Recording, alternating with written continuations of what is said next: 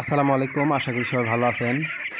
দেখতে দেখতে বাচ্চাগুলোর বয়স আজ ৩৬ দিন হচ্ছে। এই পর্যন্ত ইনশাআল্লাহ কোনো সমস্যার সম্মুখীন হইনি। আজকে একটি গুরুত্বপূর্ণ সমস্যার সম্মুখীন হয়ে আপনাদের মাঝে আসলাম বিষয়টা শেয়ার করার জন্য। আপনারা যারা আমার নিয়মিত ভিডিও দেখেন তারা জানেন আমার এই প্রত্যেক ভিডিও আমার খামারের বাস্তবতার সম্মুখীন হওয়ার পর আপনাদের মাঝে শেয়ার করে থাকি, যাতে আমি যে সমস্যার সম্মুখীন হয়েছি এই সমস্যার সম্মুখীন আপনারা না হন। বিশ্বাস রাখবেন, হাঁস খামারের সঠিক তথ্য দিয়ে আপনাদের পাশে থাকবো ইনশাআল্লাহ। আমি আশা করব ইউটিউবে আপনারা কোনো ভুল তথ্য দিবেন না, কারণ আপনার একটি ভুল তথ্যের কারণে একটি নতুন উদ্যোক্তার ক্ষতির সম্মুখীন হতে পারে।